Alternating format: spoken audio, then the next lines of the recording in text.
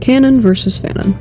Something being canon means that it is a piece of the official story of any piece of media. Anything can be deemed canon by the show, book, etc.'s creator. Example, it is canon that Batman is Bruce Wayne. Fanon. Fanon is a headcanon, meaning something the fandom thinks should be a part of the official story, something they largely agree on in the fandom, despite it not being canon. Alright, we started off with a real put-together intro. Get ready for that to not be the vibe for the rest of this. So, if it's not understood as to what I'm doing, I'm drawing the canon idea of these characters in the Fanon version. We're starting with William Afton. I think this man is peak example of canon versus Fanon. If you are unaware of what Five Nights at Freddy's is, meaning you haven't been anywhere on the internet in 10 years, abbreviated to FNAF, I don't even know how to describe this game anymore, it's so convoluted. The base of the game is about surviving till morning, and there's a child killer who shoves kids and animatronics, and that's who I'm drawing. Yep.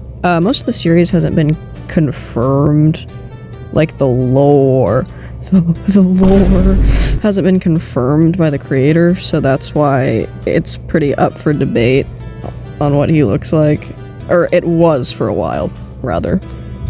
So for Canon Willy Boy here, in the Silver Eyes books, there are descriptions of him. I looked it up to see if I could find anything else. I believe there's a graphic novel that has him in it, or at least a depiction of him. So I just took everything I could find from him, or about him. Overall, I just try to keep in mind this is an older guy who's pretty messed up, not only mentally, so he probably wouldn't look like he belongs in Obey Me.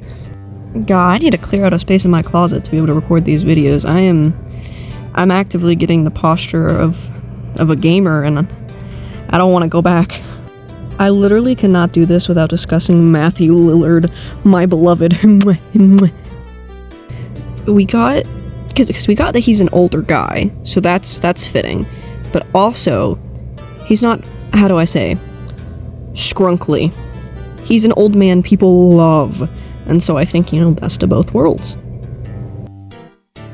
Unrelated, I think we can all agree that anyone who was a part of the movie's fandom as it was coming out is now traumatized by Josh Hutcherson. And I'm not talking about the whistle meme. I will say that where I got the description of him is from the novels, as I stated previously, and it's like a alternate universe version of him named Dave, and it's supposed to be him, but a different canonicity, I guess. I'm sorry, FNAF is really complicated, okay? Some lines I took notice of for his design were, there was something immediately off-putting about this man. He was slightly too thin for his uniform. There was a scar on his neck, curved and ugly, almost a perfect half moon, which I almost forgot to add. There's a lot more, but there's one I really need to mention. Afton was as robust and lively as Henry was withdrawn and shadowy. He was a hefty man who had the ruddy geniality of a financially shrewd Santa Claus. That was a description before things happened to him, but this is the more up-to-date version. On to Bill CIPHER from Gravity Falls. I love this show so much, and I have since it was coming out. I feel taunted by Alex Hirsch recently with all the new content. I want a season 3, especially away from Disney. So, Bill is another really good example of canon versus Fanon. For context, if you know nothing about Gravity Falls, which I highly doubt, it is about twins who stay with their uncle for the summer. Some shenanigans happen, and there's a fruity demon triangle. This is that triangle. So I've been on a Batman thing recently, and in turn, I really took inspiration from Penguin for this one, but come on man, the vibes, they're there. Fancy little penguin looking man with tragic backstory.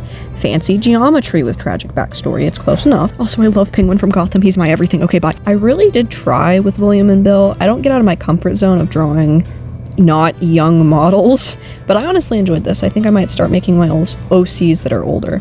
Thank you, child murderers. You've opened my eyes.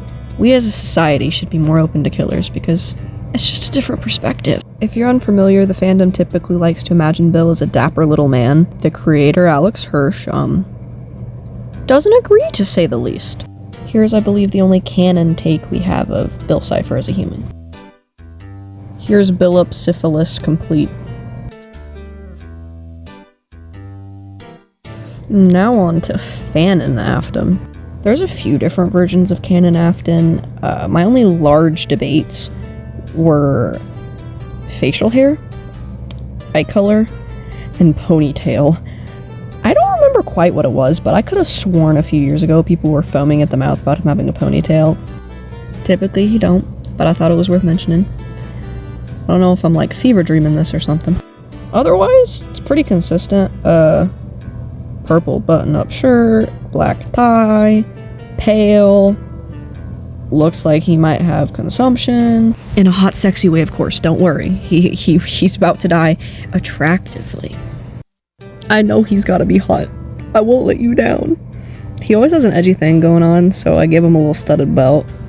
He's like emo Patrick Bateman, but instead of teenage boys who don't respect their mothers idolizing him, it's girls who don't have a father.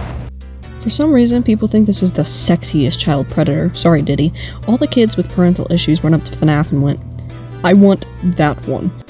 Now I will say, I am the perpetrator of twinkification of villains. I am the problem. If I've learned anything, it's that people really like to justify serial killers by the fact that they're hot. And if they find out they aren't actually because they're traumatized middle-aged men, denial. Because obviously it's fine to get away with whatever you want as long as you're attractive. So I have an insanely mad obsession with FNAF and the lore, and I love MatPat. I don't care how insane that old man gets, I will stand with MatPat and his robot children. Yeah, this is Williamsburg, Applebottom.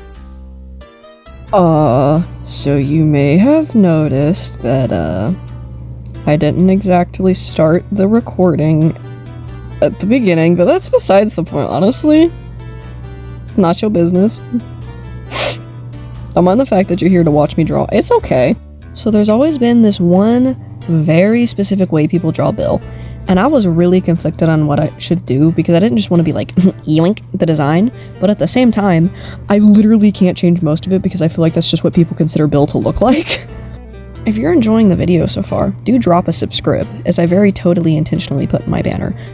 Also hit the like button or I'll cry at you as an attack. Thank you! A confession, I absolutely got this idea from something else. In 2020, there was just this massive thing of people cosplaying and doing Canon versus Fanon, and 12-year-old me ate that shit up. So this is my not talented cosplay take. As you're going to slowly realize, there's already a lot more detail in this one than there were in the others.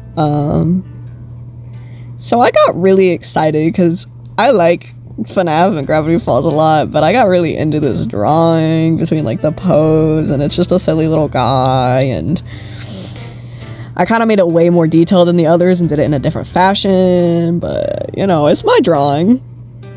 It's okay. Who needs consistency?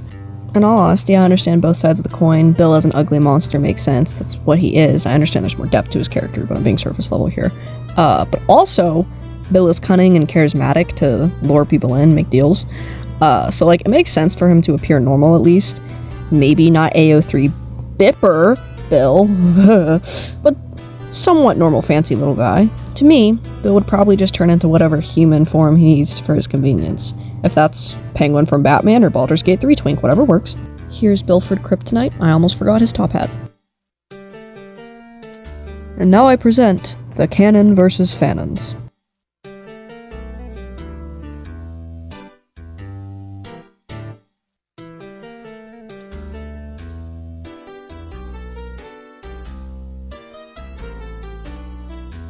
You know what? I love you for watching. Parasocial. Subscribe, please.